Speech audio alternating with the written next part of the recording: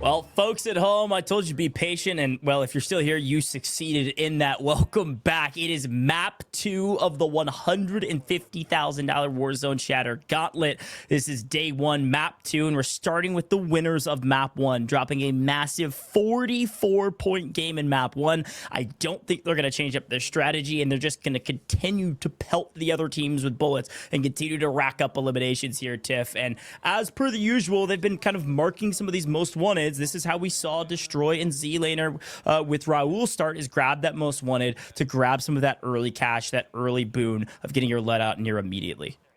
That's exactly the way you want to start, especially if you're dropping and immediately grabbing the most wanted and then looting your life away to kind of whittle down on that time. But for Twitty, Lightsfire, Diazbiffle, he landed on one. I'm curious to hear kind of what their comms sound like and what they're already looking towards. But Twitty was a part of that roster that dropped the first nuke as of recently when they brought the Champions Quest back online. J-Device, huge content creator as well, that's been competing a lot, and now we're on Lightsfire's POV. That will be the captain for this trio. Yeah, this trio has actually played a sizable amount of competitions over the course of Urzikstan, from anything from kind of content forward tournaments like the bingo event. I believe they played with Braxton in that, but even some like fierce customs competitions nearing the very beginning of when the map came out. This trio has played a sizable bit together, and they play a lot of pubs together. So ultimately, they've got a lot of Kim. I would not be surprised to see this trio qualify, but they got to kind of put on a show here sometime in the next couple maps. I don't think they're necessarily frying after the first one, but again, a lot of room to work with on this leaderboard. I don't think we're gonna have a true feel for who will qualify, at least not all 15 that will qualify, until the very last second of the last map, Tiff. I think it'll be that close. I think there will likely be less than a 5-point margin between probably like 7-8 teams all vying for that kind of qualification spot. But we talked about Sunday before and the win over Zlaner in the Gulag. Back to her POV this time around, picking up another elimination. Starting off early with her team, trying to grab some trades, and then quickly Joff answers back, and that is a full team wipe. Joff and PD just absolutely annihilated this roster here, so I'd be curious to hear how they're feeling right now. Still only a duo, but that's fine. Sometimes you just need two, and the power of friendship to complete that task of throwing that down. Now sitting on 3 eliminations, at least just for Jaff, and waiting to see if the squad comes back from the Gulag and will win that out as well. And I think something else I want to remind people at home, they were asking about the leaderboard and points, and if you want to kind of keep an eye on that, I know Irina's got a leaderboard active. It will be slowly updated, by the way, so continue to stay patient with us. It all is at kind of the behest of the players reporting their scores, but exclamation point leaderboard will pull that up for you. And if it doesn't work, just be patient, because there is a refresh timer on that command. But we'll continue to kind of swap between a couple different perspectives. We're going to head back to, this is Swishem's team POV. Nate Dogg grabbing an early elimination, walking through the front door and almost losing his life for it, but picks up Queen Beatty on the other side. Teammates answering in kind, and that's Swish frying out. A full team wipe here for Swishem's team. Well done to take this team fight and not lose a single player for it. Queen Biddy done and dusted. That's going to be a full wipe onto Bliss Eye. Now, granted, if they've got their Gulag, they'll go to Gulag and look for that reset, but immediately popping into that helicopter and hitting that rotation, the cleanest reset I've seen, being able to get those plates back up. They still have self-reses. We're able to maintain those through the engagement, but they've been inside the top 5 after map number 1 and are just looking to kind of rain a very consistent move. But heading on over towards Manor, this is really interesting, because you think to where you saw Zlaner destroying Co kind of playing from in map number 1, it was more towards just a little bit north of here. Yeah, that's right. And oftentimes these players will even know that and know which teams could be close, or maybe they've scoped a couple teams out. And one of the ways you can grab some more information too on which teams are close is by the bounty system. Grab a bounty. It will tell you exactly who you could be hunting and where they are. And unfortunately, with no information to boot, Tifa goes down nearly immediately. And we're going to swap over Slack, Apathy, and Clutch Belt. Kind of newfound trio, but definitely not a newfound duo inside of Slack and Apathy, all playing together for Urzikstan. Apathy able to grab the trades here. Able to get the self-revive. No, cleaned up. That's raided potentially on the other side, I think I saw. Which means Mayappo and Otterize have got to be somewhat close. Nice. Clutch Belt able to pick up a team wipe onto Chrissy's squad, but you're not wrong. It was 100% raided, so Mayappo and Otterize inside the nearby vicinity could be scary. Teammates grabbing a live ping and constantly lighting up. I'm backing up their smoke. Yeah, I'm backing up. Raider ran away. I really like the positioning here from Apathy. No surprise, you're right. Apathy I don't know plays if a that's lot Raiders part of alongside Raiders team. Slack. Well, Clutch Belk has been playing a lot of tournaments alongside Reload. Slack. So the Okay. natural three coming together One's here. on the roof right here. Imagine. Raider went wide right. He's shooting you. He's on the rooftop. That's Raider. That's Raider. This might be reading them. Conversation in this duo is I definitely think we long-standing reposition. We don't post commit their to this. careers inside of the CWL. Lodi got pulled here. They had a lot of should be backing experience up. as pro COD players, and they moved over to Warzone, and right now in trouble because, well, Rated is not letting any of his prey get away. When Rated gets a scent of blood, he flies at that player and flies at that team. Anytime you talk to Rated about his playstyle in Warzone, he says, look, if I see somebody in my sights, I'm going to grab the elimination. I will never let a team regain if it's within my power. And even down a player, he knows he has the advantage. He's going to continue to push that advantage until it is gone. And it's exactly what you're seeing right here. And then quickly grabbing a buyback, again, showing the efficacy of portable buy stations, a massive boon for this trio. Already on 4 eliminations. Tiff, I think we're going to be seeing this all day today from that trio. I can only imagine they're going to be hanging out in the top of the leaderboard until the very end. Apathy here in the Gulag, going up against Showstopper, and just super efficient, very clean. Joining back up with the squad, getting onto Urzikstan. Let's see if Louis CM will have the same. Going up against Donut Toes, which I believe is Uncivil Queen, actually. Nice. Great pull. Love the name. Love the name. All right, serve the first in the Gulag for her team. The Night Vision Gulag, definitely a different fight. A lot more difficult, given, of course, the light and the way you have to shoot your weapon. But well done for the side of Serve. Picking up the elimination. Going to hop right back into the map. A huge boon to not have to spend cash to get yourself back in. You win. You earned your right to be back on the map. Go make good use of it. That's 2 eliminations on the side of Serve. And it looks like one of her teammates not able to answer back and do the exact same thing. So they will have to kind of grab some money, grab that buyback. Talk about portable buy stations being king. They don't matter if you don't have cash. So cash is always king in Warzone. It's kind of interesting. They're fighting 2 different squads right now. Swish actually got a knock in full onto Unrational to be Team Scummin. But then Tappa completely runs into another squad, and now Nate Dogg pushes the issue, opens the door, and that's going to be a knock in full on to Scummin. Yes, Tappa is down and out. Smokes are out. We're going to try to hit the quick res here, but it's going to be a slow. We don't have that med vest for Nate Dogg, but still not even caring about putting plates on, just sticks the res. Trust in teammates is everything, and I'm so impressed with this trio right now. There's another team. Wow, Scummin just got hurt. And I was going to say it was bad timing for Nate Dogg. He kind of went through the doorway without his gun up and without his gun ready, coming off of kind of an animation. But it seemed like Scummin also had the exact same situation, and he was just a little bit behind Nate Dogg in that process. And so Nate was able to get his gun up first and take Scummin out. What an odd but impressive fight there from Nate Dogg to win it and then get back out of dodge, potentially, and make his way to safety. That's likely Unrational on the other side of the gun, shooting down Nate, and Nate's going to relocate and get to a different piece of cover to be able to either shoot back or potentially just figure out where their next rotation will be. Good call out, Tiff. This is something you mentioned. If you could shoot the buy station out, it's much more difficult for that team to get back Scummin if that buy station's not close. But they're just in a really weird spot. Somebody's holding down this long angle. And again, I can only imagine it's probably Unrational. Swish able to pop that self-res and get back on their feet, and I understand what they're trying to do, this very wide wrap and get to the other side. Nate Dogg is just able to do it, but the cost of so many smokes, and you have to start to think, if you're not running restock and you don't have ample muni boxes and you're just trying to constantly resupply the smokes, it's going to be really tough to be able to make this work, and they're just trying to get to this helicopter potentially, or will they take the rest by foot? Only a matter of time. It's such a great call out, Tiff. I think resource management is something that we oftentimes talk about on broadcast, but is fully overlooked most of the time. I mean, when you talk about the little things that differentiate a good Warzone team from a great Warzone team, resource management has got to be, you know, pretty high up on that list. The ability to burn other teams' resources, burn their smokes, burn their plates. They've got to spend time looting. They might be unprepared for a fight because of that. Like, how many times have we seen one smoke being the difference between a team living or dying, or the same for maybe grenades, or the same for maybe plates? Like, every single micro decision you make along the way could come back to bite you. So a very fun call out from you, Tiff. I'm looking forward to kind of calling out more of those minute transactions of resources throughout the course of this map and future maps. They're looking down off the other building on me now. Yeah. Yeah, I was just curious to hear what Tommy was going through, but Destroy just absolutely with the vibes. Anytime he grabs an elimination, if this man wins a game, just stands up, starts flexing on him. But this team has been so aggressive. The passion is just absolutely next level. And honestly, if we're going to stay here and they're going to be fighting, I would love to jump into a listen-in with this squad if we can. Smoke now. It's a 3v2. It's a Smoking 3v2. up. I'm smoking up. Let's go. Bang out the one's up top looking at me. Fuck. I knew that. I'm dead. I'm dead. I'm resident. No, you're not. I'm smoking you again, bro. I have medic. Don't worry about it. You. Those are my nades. Those are my nades.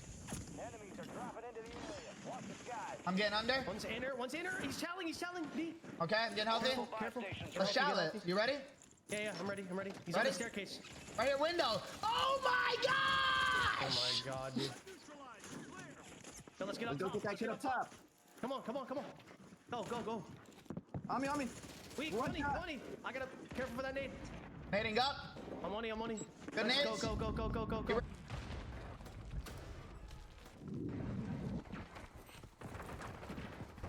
Nice. Oh. I see an enemy. Like, bro, I'm losing to ping all the fucking time, bro. It's a joke, man. It's a fucking joke, brother. Oh my god, bro. Just lost a ping again, bro. Like, bro, you need. Look at that train. Look at that fucking train. They're coming back. Yeah, they're on the train. Shoot it. Broken. Oh my god. Don't fly. Listen, don't fly. We need a muni. We can buy you. Okay, we are back, and I love listening into the comms on Zlaner, Destroy, and Raul because of the energy that they bring. An impressive fight nonetheless, but also getting some of the celebrations and also getting a ton of information packed into what seems like 1,000 words, but is really only 2 sentences. A very well done to not only grab a ton of eliminations, but continue the hunt. This is now the second team that they're hunting down to grab a ton of eliminations for. This is massive. Back the fuck up. Look, I'm just ready for the, oh my god! But this is Testy's squad. Majin's already fallen. Testy got knocked. And the way they're just strategically approaching this, I was talking to Goj about this earlier. I was like, dude, the comms between Zlaner, Destroy, and Raul are just next level, borderline chaotic, but also crystal clear so you know what is going on at every single time. And I can't tell if I would be amped or stressed to play on this squad. Yeah, here's the thing. A game like this, like even if they go out, like we were talking about, in 20th or 15th and only get the 1.1 or 1.3x multiplier, it's not going to matter. The cutoff was 5 points after the first map. That will be stretched, obviously, from an average standpoint to probably close to double digits per map. But this team is going to potentially drop 20, 30 points this map, regardless of their multiplier, because of how fast they are playing. This is what I was talking about teams full sending and just going for kills. It's a totally different playstyle because of the way we've situated the format to make finals, and they're making good use of it. Destroy is on 7 eliminations by himself. Follow me, Raul. I'm following you. Yeah, 7 is massive, and Destroy's making the comms. Raul, follow me. Let's push the issue and stack together in case things happen. If all else fails, Raul can act as kind of that cleanup fragger that grabs the trade and hits the res onto Destroy while he is looking for that opening moment. Play a little bit of. This is a moment, a small moment where they're able to breathe for a second and figure out where they go, maybe delineate some of those resources around, distribute those rather, but continue to kind of pop into a couple different teams around the map, maybe some teams that are in some fights. And again, we can call it this bounty. You've got a bounty on Z-Smith, so you know where Z-Smith's team is. Now, that Z-Smith team is Tommy, Huskerrs, and Z-Smith, 2 of the most winningest Warzone players of all time on the other side. Maybe a trio, especially in a format like this, where you don't risk the fight. The bounty is not worth it. $3,500 dollars is not enough to fight Z-Smith in my mind. Even with a team like Civil Queen, Jackal, and Shero, which is a great trio, a trio that I think likely will qual, it's just not mathematically worth it to go against Tommy, Huskerrs, and Z-Smith, which is why grabbing these bounties can be incredibly valuable, even if you don't intend to take the fight. Look, hear me out, Goj. I've been watching a lot of solo leveling lately and even reading it, and every time I look at a bounty now, I'm just going to start associating like a rank for it, whether that's in solo leveling, you're going through like a D rank dungeon or an S rank dungeon. It's like the Z-Smith, I'm going S rank for that engagement. That is an S rank dungeon or mission in my eyes. No, I totally agree. It's just not worth it, but it does give you information, and maybe even information on a place that you don't want to go. And I think this team could win the fight, especially if they have advantages. It's just, again, not mathematically worth it. So continue to look out for little key information pieces like that. That's why things like the streamer mode, things like the balancing ways that we've put into the game to figure out who these people are, and if you can figure that out, how do you address the fight because of that? A hugely important point. But we'll see. Uncivil Queen's kind of taking their time here at the bottom of this building. They're near center of zone. They're in a pretty nice spot, but again, point multipliers are not that helpful if you don't have a ton of kills, and it doesn't look like Uncivil Queen personally has a kill to her name, but their team likely does, at least a couple at the very least. But you're looking for at least 5, likely more than that. I'd put maybe our average for 15th place around 8 per game is what we'll get to. Potentially that double digits, 10 per game in total points, but we'll see. Yeah, I really do love good shouts on all of that, but their positioning here is just going to be so nice, and constantly checking the different buildings, looking at all the doorways, going through different angles. You're just really trying to hold and live ping for the squad, and obviously immediately catch a team out on that rotation here in the apartment complex, but positioning yourself well. Now, granted, they're not going to want to extend across to the street, but if you can grab and whittle down the numbers from some of these other teams, well, when you look towards that end game, it will provide dividends in terms of the longevity for your game. But don't go down here. But they're looking so good on their resources. I mean, Uncivil Queen has 12 plates to herself, and they all have self-reses. They're kidding. Gulag has closed. We have officially crept inside the first multiplier. Top 20 from each map will get at least the 1.1 times multiplier. I'll continue to call that out as we creep down, but only 19 teams left on the map, so they're all going to receive a little bit of an extra boon based on their eliminations if they have any. A couple more teams spotted out. There's a freebie here. Good team shot. We can make sure they don't get out a dodge. Yes, able to grab at least a knock, but they get shot behind as well. Make sure you have a little bit of cover. You should be fine. A great spot on top of one of these roofs, and again, every single circle is going to be vastly different. This one, a ton of cover going into the 6th circle, which means there's going to be a ton more teams ratting out inside a couple of these buildings, means a ton more teams potentially sharing buildings going into some of the final circles, so watch out for that. A lot of scare fights potentially incoming in an early rotation, almost proved incredibly detrimental to their tournament. That would have been brutal on the flank, but the smoke saved the day. I was gonna say, the smokes had to have saved the day, and they were not going up against OP marked with any kind of thermal there, because let me just tell you, they would have all lost their lives. And Zlaner, the rat, able to grab that immediate knock and full onto Kruger, but not before Brawlit completely lays them out. Regardless of going out in 19th place, it was still an astronomical game, but returning back over to Uncivil Queen. Early on, we saw some violence onto Scummin, grabbing that early knock and full, but immediately running into other teams, but they have made their way into the next circle. Yeah, you know, I'm sorry for Zlaner's team that I kind of predicted the future there. I was saying even if they win out in 19th or 20th place, and that's exactly what happened. They went out in 19th place. 1.1x multiplier on, let's just say they had 15 kills. You're not going to get that much for it. That's 1.5 points on top of that. But even still, a 16.5 point game, if that is what they had, which was a total guess, is still a very solid game when you're just trying to get top half of this tournament, which is, again, why you're going to see some of those hyper-aggressive playstyles. Sometimes they pay off and you get second with a ton of points, and sometimes you go down early, a lot earlier than you would like. But ultimately, our teams are dwindling. We went from 19 teams to 9 in the blink of an eye. We're inside the 1.5x multiplier now, and this trio, all 3 alive, but again, the question still remains, how many eliminations do they have as a squad? We just have to wait and find out. I'd imagine Uncivil Queen is just putting down damage while Shiro and Jackal are just grabbing those eliminations. But the nade spam rings true, and they have to rotate through the smokes, but the nades do hit them. Yikes. And Uncivil Queen immediately goes down thanks to the smokes. Hopefully we'll be able to get that self-res off. But for Swish'em, Nate Dogg, and Tappa, the positioning just on the outside of zone, 4 eliminations, all those for Nate Dogg. Wow. But the chaos continues on the ground. 12 eliminations for Chronicle and Co. Yeah, a good game for Chronicle, but all eyes are on Swish'em's team. They have a high ground position, and they're grabbing eliminations on the rotation. Another fantastic find here in the final circle with Swish'em's team to have all 3 alive. This is another solid game. Look, people sometimes talk about invites, talk about who's captain, who's not captain. They might swap teams, and I know Swish'em went through several different teammates to get here, but picking up Nate Dogg and Tappa is a huge boon, and playing playing with Swish'em, a massive one to boot. I can only expect this team will qualify after 2 very solid games, and they even have a chance to win it all here. Look, Swish has ultimate high, and the zone is centering on her for now. Where the zone's going, they should pick up almost every team in rotation should they have enough resources. And the only question and the only problem is that Swish is out of bullets.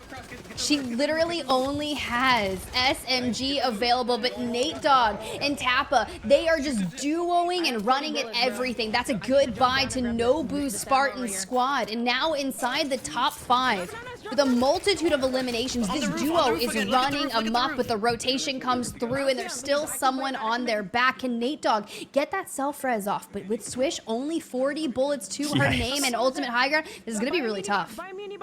Yeah, literally only 40 bullets total between 2 gums. 40 SMG bullets is all she has. They've played for placement already. They found eliminations as well. They're going to lose Tappa here likely. But a great map, the 1.7x multiplier they've already achieved. The only question is whether or not they can win and grab the 2x. You don't have bullets, throw grenades, and Rated goes down inside the top 5. So another massive map from our former map 1 winners, but they are full team wiped, which means that we won't see a back-to-back win for Rated, Mayapo, and Autorise. Precision Airstrike goes crazy, dropping 1, but we found some bullets. Nate Dogg finds 1, 3 teams left. Nate Dogg's still alive, Swish'em still alive, Tappa's still alive, and they're continuing final eliminations. There's another one going down. Swish finally has bullets, but can't stay up. It's all up to Tappa. Will they do it? I think not. Whoever was outside, bro, got slammed. We think not. Uncivil Queen with a bit of a celebration here. Kept PAing me too, and I had no gas mask. That was terrible. Yeah. Wow. That kid on like the We were so honed in on that Swish'em POV, but they were forced off ultimate high. And every time we talk about high ground, we talk about how much of a boon it is until it's not. Until you have to leap finally because of a zone pull. You have to leap finally because it's the only way to stay alive. We're out of gas mask. We're out of resources.